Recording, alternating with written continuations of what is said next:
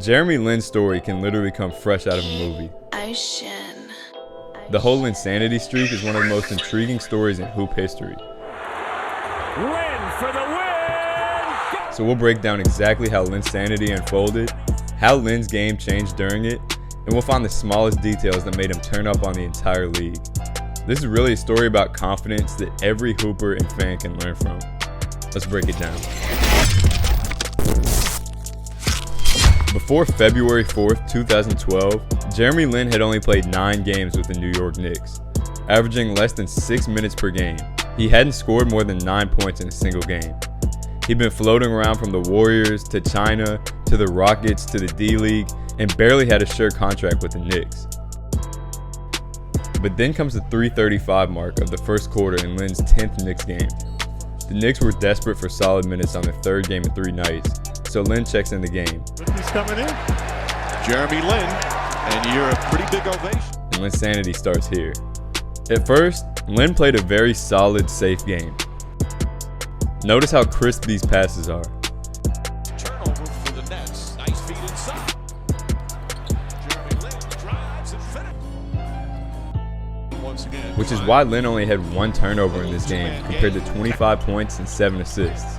flips it up. Then in the fourth quarter, Lin knocks down 2 jumpers and his confidence takes off. Suddenly he's looking for a tough pick and roll split with a crafty layup. Once again, gets to the rim. Wow. Instead of dishing out, he's looking to step through the lane for a finish.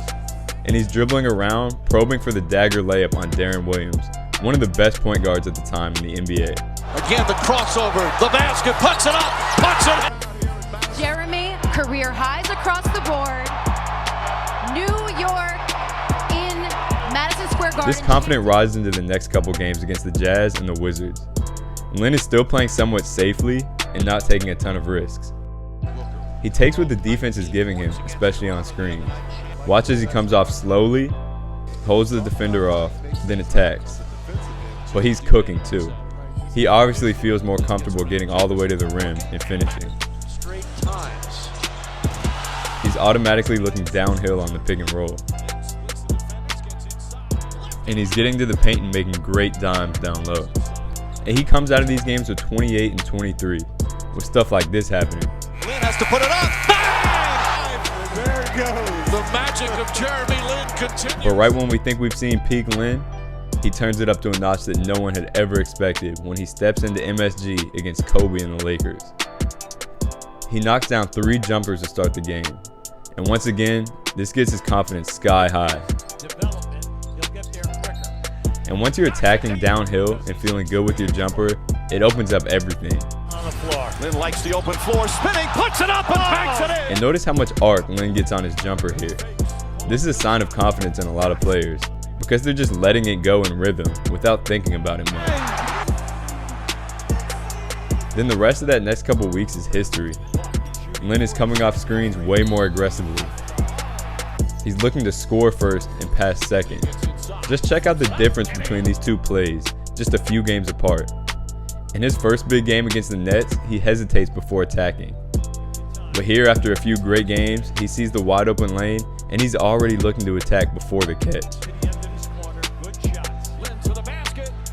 He's now making a ton of advanced pick and roll passes, throwing it all the way across court when he sees the weak side collapse. And he's hitting jumpers, tough jumpers. Not to mention a huge iconic game winner against the Raptors that sealed his place in Knicks history. So what made Jeremy Lin so successful during this stretch?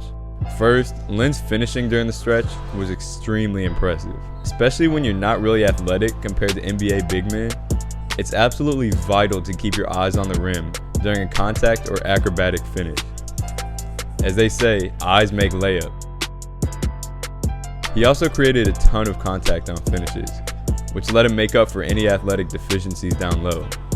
Watch as the defender can barely jump as Lin initiates the contact first. Plus, his mindset was just fearless at the rim. He attacked directly at the shot blockers and trusted his skills to make something happen. This is a product of pure work and therefore confidence. On screens, his timing was perfect. He was extremely patient when coming off, And he never took any unneeded dribbles. Watch here as he doesn't really need to take a dribble, so he lets it go rather than probing and risking a turnover. The key here is that he has an extremely good feel for attracting two defenders when coming off the screen, which is why he had so many dimes to Chandler and Stoudemire down low. And his reads off of screens were spot on. Teams would throw a hard hedge at him to try to throw him off because he was inexperienced, but he would easily split it with a ton of composure. Slicing, dicing right there, swooping, hooping. Finally, he took fantastic angles on his drives. He's not the fastest, but he found the right angle around the defender every single time.